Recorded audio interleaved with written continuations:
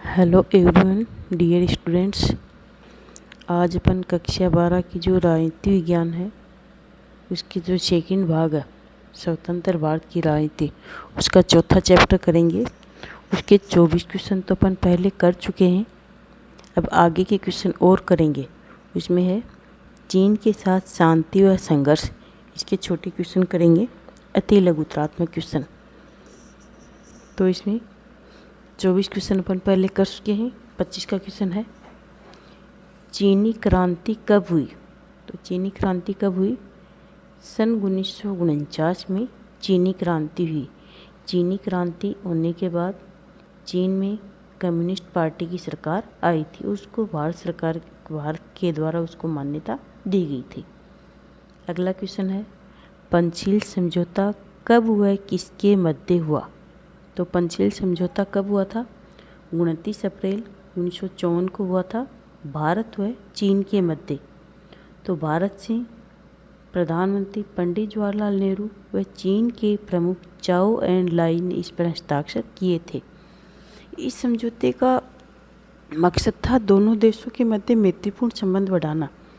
पंचशील समझौते इसमें 5 बिंदु रखे गए थे कि दोनों देश एक दूसरे के साथ मैत्रीपूर्ण संबंध रखेंगे, सहयोगात्मक संबंध रखेंगे, एक दूसरे का सम्मान करेंगे, एक दूसरे पर आक्रमण नहीं करेंगे, ज़रूरत के समय एक दूसरे का सहयोग करेंगे। इस प्रकार के इसमें 5 पॉइंट रखे गए थे। इस पॉइंटों का मतलब था कि दोनों देशों में वो दोस्ती के अच्छे संबंध हैं। अब अपना अगला क्वेश्चन है 27 का क्वेश्चन।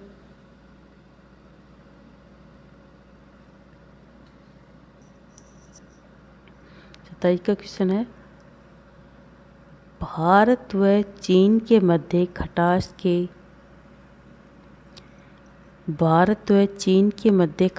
के 2 प्रमुख कारण लिखिए। तो भारत व चीन के मध्य खटास के 2 प्रमुख कारण थे। पहला है चीन द्वारा 1950 में तिब्बत पर कब्जा करना, यानी भारत और चीन के मध्य एक पठार था, तिब्बत का पठार, उसमें जनसंख्या भी निवास करते थे। तो चीन के द्वारा 1950 में वहाँ आक्रमण कर दिया गया, तो इससे वो भारत को भी अच्छा नहीं लगा, भारत का भी डर बढ़ गया और चीन के द्वारा वहाँ उनके ऊपर अपनी संस्कृति थोपी जा रही थी, उसको नुकसान पहुँचाया जा रहा था और उसको वैसे उसको ये झूठा आश्वासन दिया जा रहा था तिब्बत को कि तिब्बत की जो स्वायत्तता वो बरकरार रखी जाएगी। तो तिब्बत के ऊपर जैसे ही चीन ने आक्रमण किया तो भारत और चीन के मध्य इस पठार पर आक्रमण करने की वजह से दोनों के मध्य खटास पैदा हो गया। इसके अलावा तिब्बत पर आक्रमण करने से तिब्बत का एक धार्मिक गुरु था, दलाई लामा प्रमुख गुरु था। उस दलाई लामा ने शरण लेने के लिए भारत से मांग की कि भारत उसको शरण दे अपने जीवन बचाने के लिए। तो भारत ने उसको शरण देने से हाँ कर दी और 1959 में वो भारत में शरण लेने के लिए आया। जैसे वो 1959 में भारत में शरण लेने के लिए आया तो चीन को ये लगा कि भारत है वो तिब्बत को उकसा रहा है, उसको शायद इस प्रकार की गतिविधि करने के लिए उसको सह दे रहा है। तो इसकी वजह से भारत और चीन के मध्य और खटास पैदा हो गई। अगला क्वेश्चन है चीन ने भारत पर आक्रमण कब किया। तो कब किया चीन ने भारत पर आक्रमण? 1962 में, यानी भारत 1947 में आज़ाद हुआ था। तो भारत ने आज़ाद होने के बाद चीन के साथ भारत ने अच्छे संबंध किए थे और पंडित जवाहरलाल नेहरू को ये पूरा विश्वास था कि चीन कभी भारत पर आक्रमण नहीं करेगा। उन्होंने चीन के ऊपर अपना बहुत अच्छे से उन्होंने विश्वास कर रखा था। इसके बावजूद भी 1962 में चीन के द्वारा भारत पर आक्रमण कर दिया गया। उसमें विश्व में तनातनी चल रही थी, शीत युद्ध चल रहा था सोवियत संघ और अमेरिका के मध्य, क्यूबा मिसाइल संकट चल रहा था। उस क्यूबा मिसाइल संकट का मौका देकर के चीन ने भारत पर आक्रमण किया था। अब अगला क्वेश्चन है चीनी आक्रमण के बाद पंडित जवाहरलाल नेहरू की कड़ी आलोचना क्यों की गई। यानी चीन ने जब भारत पर आक्रमण किया उसके बाद पंडित जवाहरलाल नेहरू की कड़े शब्दों में आलोचना की गई। क्यों?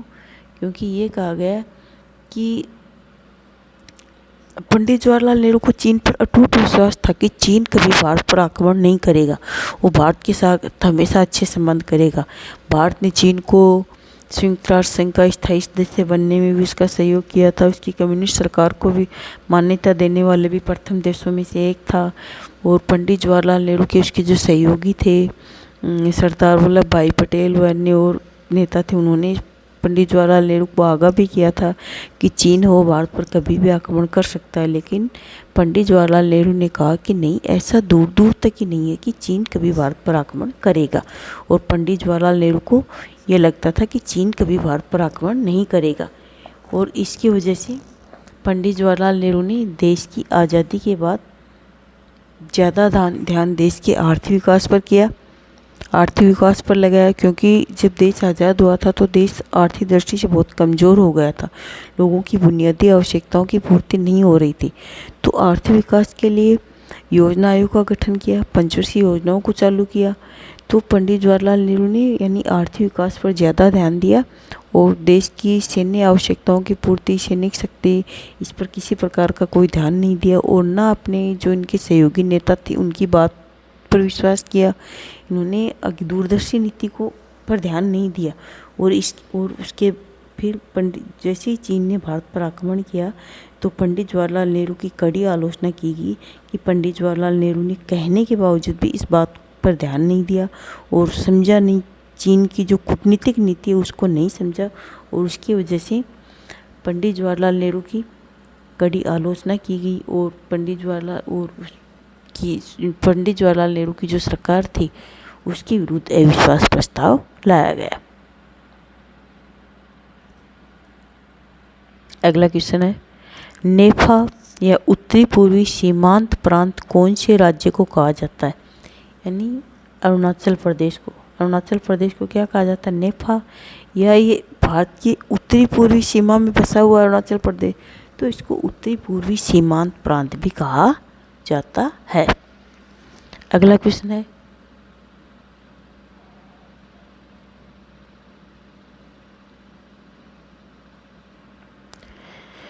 क्यूबा मिसाइल संकट का भारत पर क्या विपरीत प्रभाव पड़ा? तो क्या विपरीत प्रभाव पड़ा? क्यूबा द्वीप को लेकर दोनों महाशक्तियों के मध्य, यानी दो महाशक्ति कौन थी? सोवियत संघ और अमेरिका, इनके मध्य शीत युद्ध चल रहा था। तो दोनों महाशक्तियों के मध्य तनातनी चरम पर थी। तो इस समय संपूर्ण विश्व का ध्यान क्यूबा मिसाइल संकट पर था। और इस समय चीन ने मौका देखकर 1962 में भारत पर आक्रमण किया था। यानी क्या हुआ था कि एक क्यूबा एक द्वीप था तो अमेरिका के तट पर और वैसे सोवियत संघ की सीमा में था।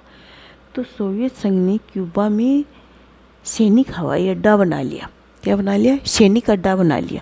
तो सैनिक अड्डा बनाने के 3 महीने बाद अमेरिका को पता चला कि सोवियत संघ के द्वारा यहाँ सैनिक अड्डा बना लिया गया। तो इससे अमेरिका की चिंता बढ़ गई। उनको ये लगा कि अब सोवियत संघ कभी भी अमेरिका पर आक्रमण कर सकता है। पहले जो आक्रमण करता था तो अभी इसकी यहाँ सैनिक अड्डा स्थापित करने के बाद पहले से इसकी मारक क्षमता वो डबल हो गई, मिसाइल मारक क्षमता। तो इससे अमेरिका को 3 हफ्ते बाद पता चला और अमेरिका ने पता चलते ही सोवियत संघ को चेतावनी दी कि सोवियत संघ है वो यहाँ से अपने सैनिक अड्डे हटा ले, नहीं इसको इसकी भारी कीमत चुकानी पड़ेगी। तो इस प्रकार दोनों के मध्य लंबे समय तक तनातनी चली, सोवियत संघ और अमेरिका के मध्य। तो इससे ये लगने लगा विश्व में कि अब विश्व में तृतीय विश्व युद्ध होकर रहेगा। तो पूरी विश्व का ध्यान इस क्यूबा इसको नाम दिया था क्यूबा मिसाइल संकट। तो पूरे विश्व का ध्यान क्यूबा मिसाइल संकट पर था और ये मौका देखकर चीन ने भारत पर आक्रमण किया था। अब अपना अगला क्वेश्चन है,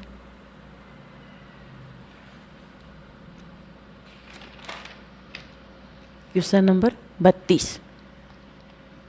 चीनी आक्रमण के बाद इस संकट से उबरने के लिए भारत ने कौन से देशों से सैन्य सहायता की मांग की थी? यानी चीन ने भारत पर आक्रमण किया तो उसमें भारत की स्थिति तो वैसी पहले जब आज़ाद हुआ था तभी आर्थिक स्थिति बहुत ख़राब थी। फिर चीन ने आक्रमण कर दिया तो भारत की स्थिति खराब होगी। तो भारत ने अपनी स्थिति को उबारने के लिए दो देशों से सैन्य सहायता की मांग की थी, और वो दो देश कौन से थे?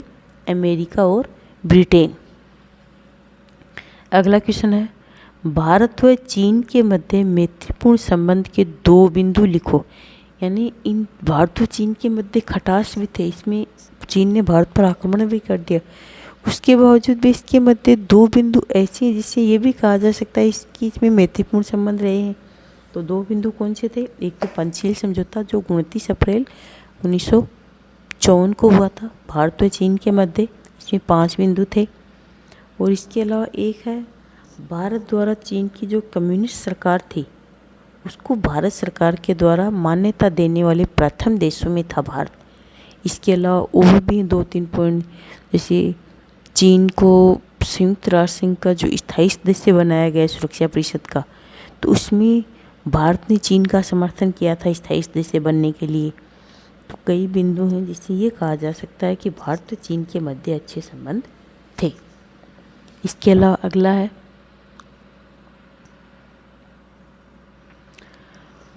भारत के उस विदेश मंत्री का नाम बताओ जिसने पहली बार चीन का दौरा किया था। तो कौन है भारत की वो विदेश मंत्री, कौन जिसने सबसे पहले चीन का दौरा किया था? तो वो है अटल बिहारी वाजपेयी। सन 1979 में उन्होंने चीन का दौरा किया था। अगला क्वेश्चन है, भारतीय कम्युनिस्ट पार्टी दो भागों में कब विभाजित हुई? तो कब विभाजित हुई? 1964 में। यानी भारतीय कम्युनिस्ट पार्टी 1964 में दो भागों में विभाजित हो गई। एक भाग था जो पार्टी थी भारतीय कम्युनिस्ट पार्टी, एक तो वही रह गया, और दूसरी बनी थी मार्क्सवादी भारतीय कम्युनिस्ट पार्टी।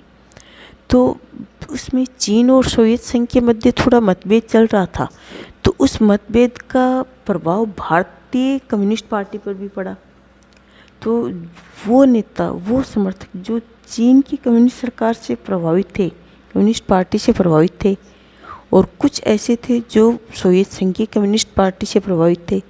तो जो सोवियत संघ की कम्युनिस्ट पार्टी से प्रभावित थे वो तो भारतीय कम्युनिस्ट पार्टी में शामिल रहे और वो कांग्रेस के समर्थक थे, और वो नेता जो चीन की कम्युनिस्ट पार्टी से प्रभावित थे उनकी पार्टी का नाम अलग हो गया, वो हो गया मार्क्सवादी भारतीय कम्युनिस्ट पार्टी, और ये नेता कांग्रेस की एकदम खिलाफ थे। अब अपना अगला क्वेश्चन है 36 का क्वेश्चन है अगला,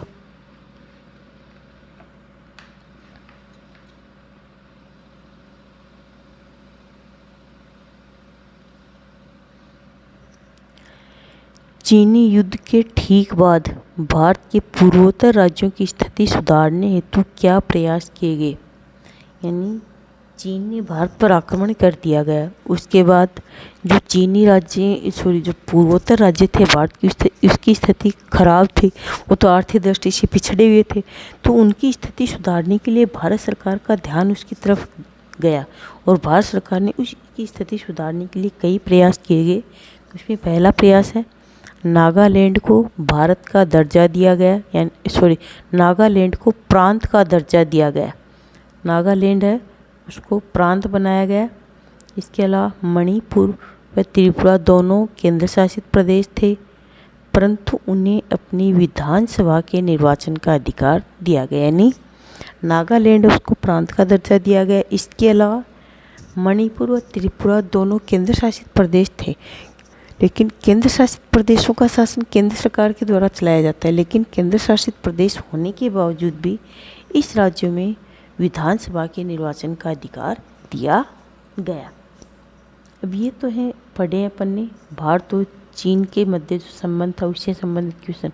अब अपन पढ़ेंगे भारत के पाकिस्तान के साथ कैसे संबंध है, युद्ध व शांति किससे संबंधित अपन छोटे क्वेश्चन पढ़ेंगे। तो इसका पहला क्वेश्चन है आज़ादी के तुरंत बाद भारत व पाकिस्तान के मध्य संघर्षों का प्रमुख मुद्दा क्या था? यानी भारत आज़ाद हुआ था 15 अगस्त 1947 को। भारत आज़ाद होने के तुरंत बाद अक्टूबर नवंबर 1947 में पाकिस्तान के द्वारा भारत के जम्मू कश्मीर में आक्रमण कर दिया गया था। और वो आक्रमण करने का मुद्दा ये था कि क्यों जब भारत आज़ाद हुआ था तो विभाजन के साथ आज़ाद हुआ था, और विभाजन धर्म के आधार पर हुआ था, हिंदू और मुस्लिम धर्म। तो मुस्लिम धर्म के आधार पर पाकिस्तान देश बना था, और जम्मू कश्मीर की आबादी भी अधिकतर मुस्लिम थी। तो पाकिस्तान को ये लगता था कि जम्मू कश्मीर है वो पाकिस्तान का हिस्सा है, क्योंकि वहाँ की आबादी मुस्लिम है। तो इस वजह से फिर पाकिस्तान के द्वारा जम्मू कश्मीर पर आक्रमण कर दिया गया। तो देश की आज़ादी के बाद भारत और पाकिस्तान के मध्य जो संघर्ष का प्रमुख मुद्दा था वो कश्मीर को लेकर था। अगला क्वेश्चन है, सिंधु नदी जल संधि पर हस्ताक्षर कब व किसके सहयोग से हुआ? यानी भारत व पाकिस्तान के मध्य इस पानी के बंटवारे को लेकर कई दिनों से विवाद चला आ रहा था, लेकिन इस विवाद को 1960 में सुलझा लिया गया। इसके मध्य 1960 में समझौता हुआ विश्व बैंक के सहयोग से। अगला क्वेश्चन है, सिंधु नदी जल समझौता कौन से देशों के मध्य हुआ? तो कौन से देशों के मध्य हुआ? भारत व पाकिस्तान के मध्य। कब हुआ? 1960 में। तो इसमें भारत से हस्ताक्षर करने वाले थे भारत के प्रधानमंत्री पंडित जवाहरलाल नेहरू व पाकिस्तान के जनरल अयूब खान ने इस समझौते पर हस्ताक्षर किए। तो उसके बाद भारत और पाकिस्तान के मध्य कई बार झड़प होती रही, युद्ध होते रहे, लेकिन इस संधि के ऊपर ठीक ठाक अमल किया जा रहा है, ये कंटिन्यू चल रही है।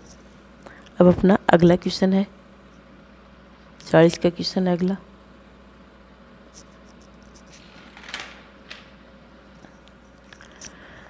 सन 1965 के भारत पाक युद्ध के समय भारत के प्रधानमंत्री कौन थे? यानी 1965 में जब पाकिस्तान ने भारत पर आक्रमण किया था तो उसमें भारत के प्रधानमंत्री कौन थे? लाल बहादुर शास्त्री। यानी जब भारत आज़ाद हुआ था तब भारत के प्रधानमंत्री पंडित जवाहरलाल नेहरू बने थे, और 1964 में पंडित जवाहरलाल नेहरू की मृत्यु होने के बाद भारत के प्रधानमंत्री लाल बहादुर शास्त्री को बनाया गया था, और ये युद्ध हुआ था 1965 में। तो 1965 में भारत के प्रधानमंत्री लाल बहादुर शास्त्री थे। अब अगला क्वेश्चन है, सन 1965 में पाकिस्तान ने भारत के किस इलाके में सैन्य हमला किया? यानी 1965 में पाकिस्तान ने भारत पर हमला किया था, कौन से क्षेत्र पर किया था? तो वो है अप्रैल 1965 में पाकिस्तान ने गुजरात के कच्छ में सैनिक हमला किया, और बाद में जम्मू कश्मीर में बड़े पैमाने पर हमला किया। यानी पाकिस्तान ने अप्रैल 1965 में गुजरात का क्षेत्र था कच्छ के रण, वहाँ हमला किया। उसके बाद सितंबर अक्टूबर के मध्य यानी अगस्त सितंबर के मध्य जम्मू कश्मीर पर पाकिस्तान के द्वारा हमला किया गया।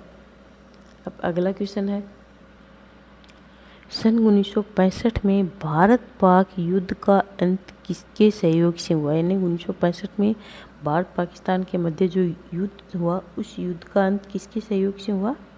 संयुक्त राष्ट्र संघ के सहयोग से इस युद्ध का अंत किया गया। अब अगला क्वेश्चन है, ताशकंद समझौता कब हुआ, किसके मध्य हुआ? तो उसका ताशकंद समझौता कब हुआ था? 10 जनवरी 1966 को। किसके सहयोग से हुआ था? सोवियत संघ के सहयोग से ये ताशकंद समझौता हुआ था। यानी 1965 में भारत पाक युद्ध हुआ।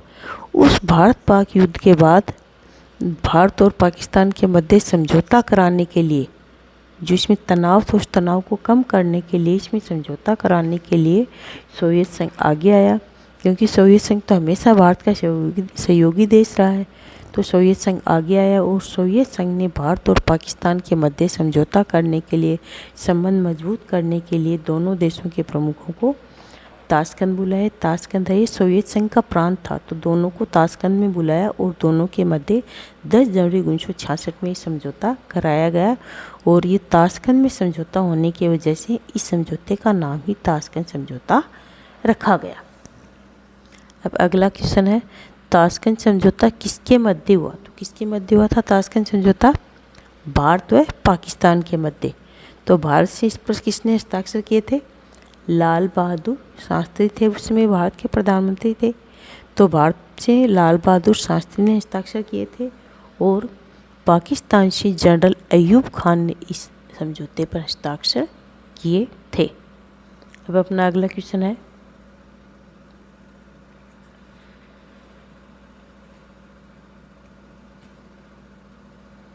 अब अगला पढ़ेंगे अपन बांग्लादेश युद्ध से संबंधित क्वेश्चन पढ़ेंगे।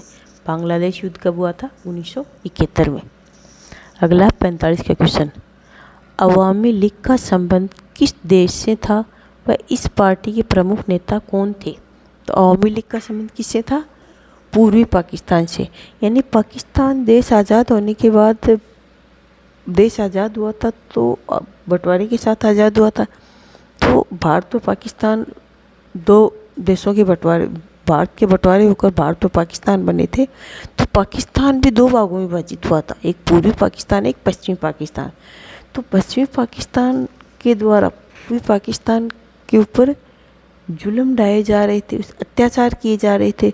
तो पूर्वी पाकिस्तान की जनता वो पश्चिमी पाकिस्तान से परेशान थी, वहाँ के नेता भी परेशान थे। और पूर्वी पाकिस्तान की एक पार्टी थी अवामी लीग। कौन सी थी? एक पार्टी थी अवामी लीग, और उस पार्टी के प्रमुख नेता का नाम क्या था? शेख मुजीबर रहमान। तो अवामी लीग पार्टी का संबंध किससे था? पूर्वी पाकिस्तान से, और इसके प्रमुख नेता थे मुजीबर रहमान। अगला क्वेश्चन है, अवामी लीग की प्रमुख मांग क्या थी? क्या थी इसकी प्रमुख मांग? पूर्वी पाकिस्तान को अलग परिसंघ बनाने की मांग थी। यानी पूर्वी पाकिस्तान की प्रमुख मांग ये थी कि पूर्वी पाकिस्तान की जनता के लिए एक अलग परिसंघ बनाया जाए। अगला क्वेश्चन है, बांग्लादेश युद्ध के दौरान पूर्वी पाकिस्तान से कितने शरणार्थियों की संख्या भारत आई थी? यानी बांग्लादेश युद्ध हुआ था तो उसमें पूर्वी पाकिस्तान की कितनी शरणार्थी भारत आए थे? तो कितने शरणार्थी भारत आए थे?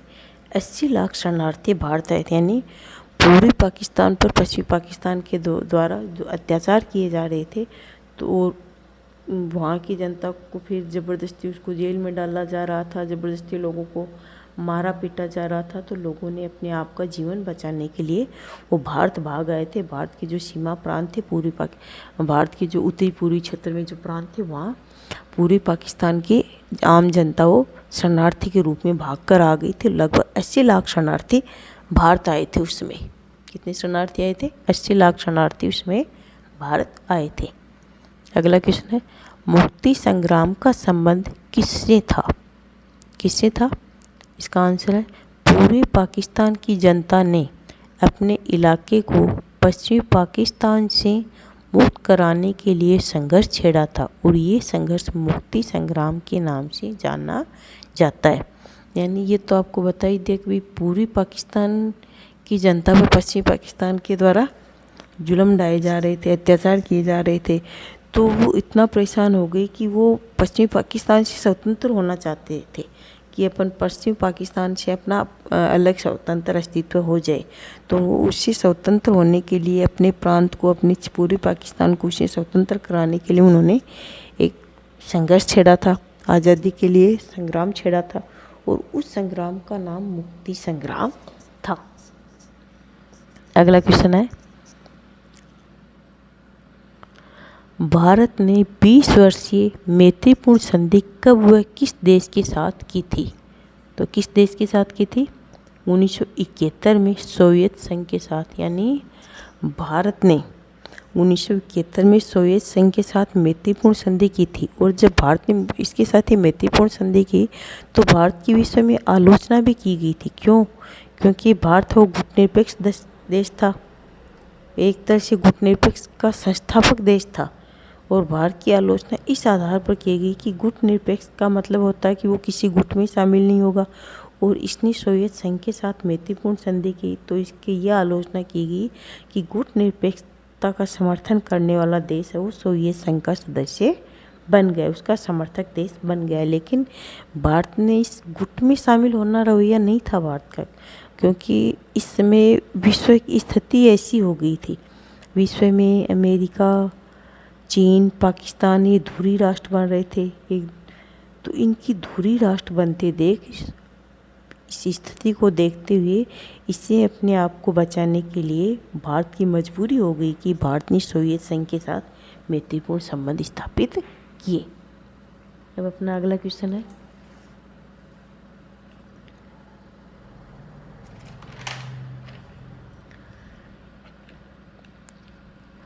भारत ने 1971 में सोवियत संघ के साथ शांति व मित्रता की संधि क्यों की थी?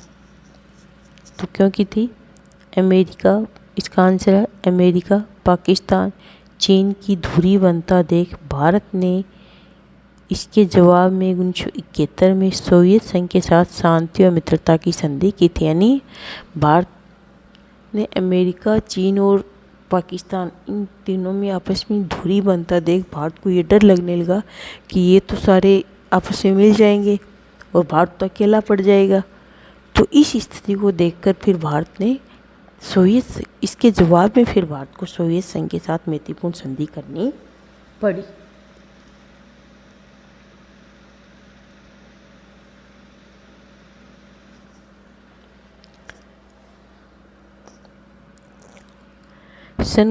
अगला क्वेश्चन है, सन 1971 का युद्ध भारत और पाकिस्तान के मध्य क्यों हुआ?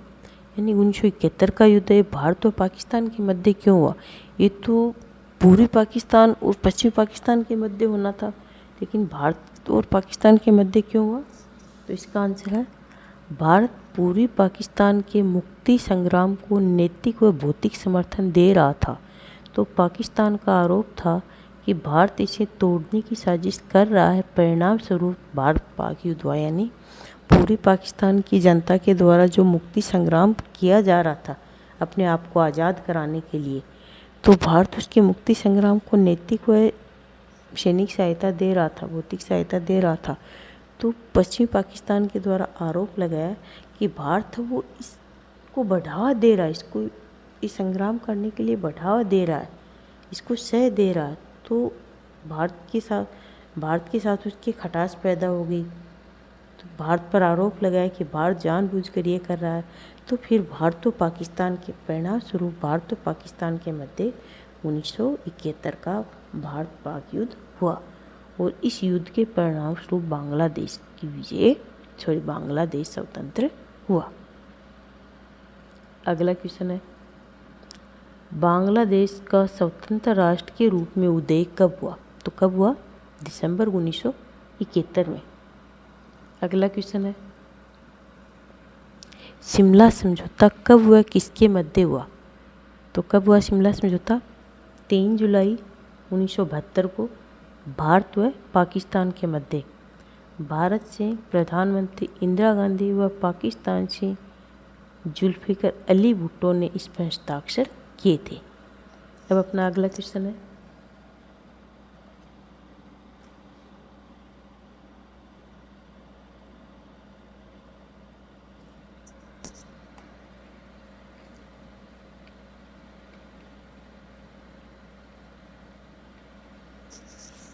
सन 1971 के युद्ध के समय भारत के प्रधानमंत्री कौन थे? यानी 1971 का जो भारत पाक युद्ध हुआ था उसमें भारत के प्रधानमंत्री कौन थे? इंदिरा गांधी। इस युद्ध के बाद जो शिमला समझौता हुआ था उस पर हस्ताक्षर करने वाले प्रधानमंत्री इंदिरा गांधी ही थे। अगला क्वेश्चन है, सन 1971 की भारत पाक युद्ध का इंदिरा गांधी की राजनीतिक छवि पर क्या प्रभाव पड़ा? इसका आंसर है इस युद्ध के बाद इंदिरा गांधी की लोकप्रियता एक बार फिर परवान चढ़ी। वह युद्ध के बाद अधिकतर राज्यों में विधानसभा चुनाव हुए और अनेक राज्यों में कांग्रेस पार्टी बड़े बहुमत से विजयी हुई। यानी इससे पहले कांग्रेस की छवि वो खराब हो गई थी भारत में, लेकिन 1971 का युद्ध भारत के द्वारा जीत लिया गया था। 10 दिन के अंदर अंदर भारत की सेना ने पाकिस्तान की सेना के घुटने टिका दिए थे। तो इससे इंदिरा गांधी की जो लोकप्रियता है वो बढ़ गई। एक बार दोबारा इंदिरा गांधी की छवि है वो अच्छी हो गई थी, प्रवान चढ़ी। तो इस युद्ध के बाद कई राज्यों में विधानसभा चुनाव हुए थे भारत में। तो इस विधानसभा चुनाव में कांग्रेस पार्टी को अच्छा बहुमत प्राप्त हुआ, यानी इंदिरा गांधी की वजह से कांग्रेस पार्टी को बहुमत प्राप्त हुआ, यानी इंदिरा गांधी की छवि एक बार दोबारा अच्छी हो गई थी। अगला क्वेश्चन है, पंचवर्षीय योजना का पटरी से उतरने का प्रमुख कारण क्या था? क्या था?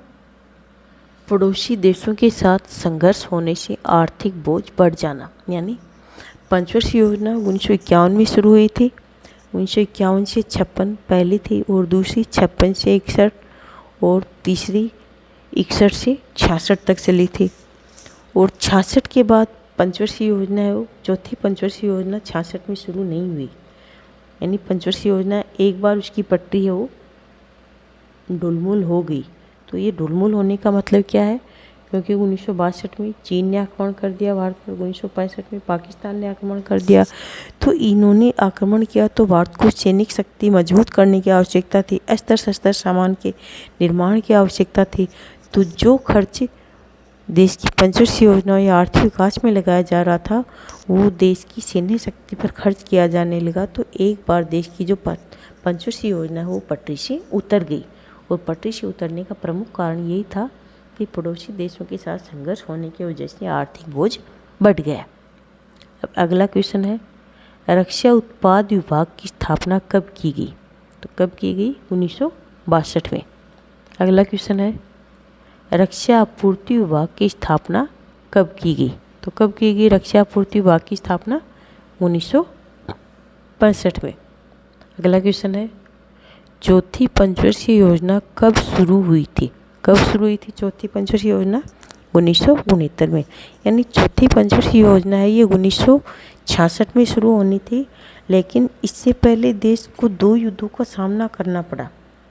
तो 2 युद्धों का सामना करने से देश की आर्थिक स्थिति है वो खराब हो गई, और इसके बजाय 2 प्रधानमंत्रियों की मृत्यु हो गई, देश में अकाल पड़ गया।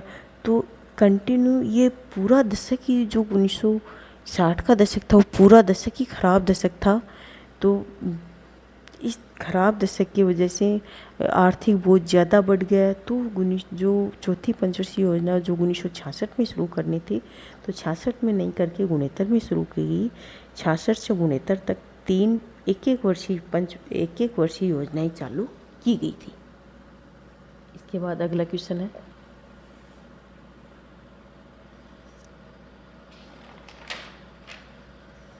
भारत में 3 एक-एक वर्षीय योजना कब शुरू हुई? यानी भारत में चौथी पंचवर्षीय योजना शुरू होने से पहले 3 योजनाएं 1-1 साल की चली थी। तो वो योजनाओं का काल क्या था? 1966 से 1969 तक। तो प्रथम एक वर्षीय योजना 1966 से 67, दूसरी एक वर्षीय योजना 1967 से 1968 और तीसरी एक वर्षीय योजना 1968 से 1969। अब अपन करेंगे भारत की परमाणु नीति पर करेंगे क्वेश्चन।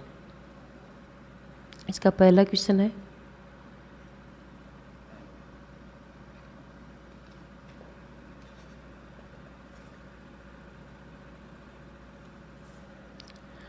भारत ने प्रथम परमाणु परीक्षण कब व कहाँ किया? तो भारत ने प्रथम परमाणु परीक्षण कब किया? मई 1974 में जैसलमेर के पोखरण में। क्यों भाई जैसलमेर के पोखरण को क्यों चुना इसके लिए? क्योंकि जैसलमेर है उसका क्षेत्रफल भी अच्छा है और वहाँ जनसंख्या कम है। यानी जैसलमेर एक राजस्थान का एक ऐसा ज़िला है कि वहाँ का क्षेत्रफल है वो तो सबसे ज़्यादा है और जनसंख्या घनत्व तो वहाँ सबसे कम है। तो जैसलमेर की जो पोखरण तहसील है वहाँ परमाणु परीक्षण किया गया, क्योंकि उस तहसील में मानव बस्ती है वो बहुत दूर दूर तक वहाँ मानव बस्ती नहीं थी। क्योंकि परमाणु परीक्षण से बहुत ज़्यादा पर्यावरण प्रदूषित होता है, मानव शक्ति पर भी इसका विपरीत प्रभाव पड़ता है। तो इस जगह ही परमाणु परीक्षण किया गया कि इससे मानव के ऊपर विपरीत प्रभाव नहीं पड़े। और इसके बाद अगला परमाणु परीक्षण किया था 11 मई 1998 में। 98 को 3 परमाणु परीक्षण किए और 13 मई 1998 को 2 और परमाणु परीक्षण किए। इसके बाद अगला क्वेश्चन है, भारत में परमाणु कार्यक्रम की शुरुआत किसके निर्देशन में हुई? तो किसके निर्देशन में हुई परमाणु परीक्षण की परमाणु कार्यक्रम की शुरुआत? होमी जहांगीर भाभा के निर्देशन में। अगला क्वेश्चन है, चीन ने परमाणु परीक्षण कब किया? तो कब किया चीन ने परमाणु परीक्षण? अक्टूबर 1964 में चीन के द्वारा परमाणु परीक्षण किया गया था। अब अगला क्वेश्चन है,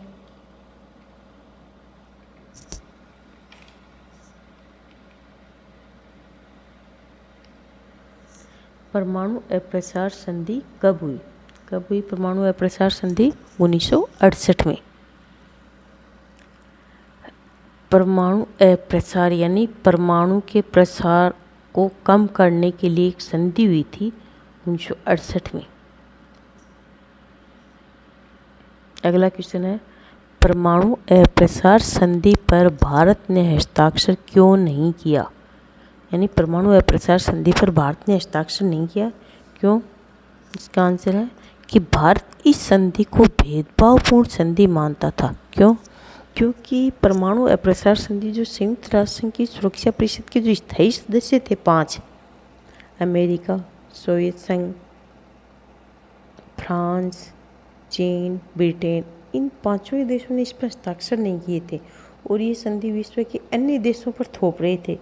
तो भारत का मानना था कि या तो ये पांचों देश भी इस पर हस्ताक्षर करें तो हम कर देंगे, ये इस पर हस्ताक्षर कर नहीं रहे और विश्व के अन्य देशों पर ये संधि थोप रहे हैं। तो भारत ने कहा कि ये संधि ये भेदभावपूर्ण संधि, ये तो सब पर समान रूप से लागू होनी चाहिए। तो भारत ने इस संधि को भेदभावपूर्ण संधि बताते हुए भारत ने इस पर हस्ताक्षर नहीं किए। अगला क्वेश्चन है, अरब इजराइल युद्ध कब हुआ? कब हुआ अरब इजराइल युद्ध? 1973 में। अगला क्वेश्चन है,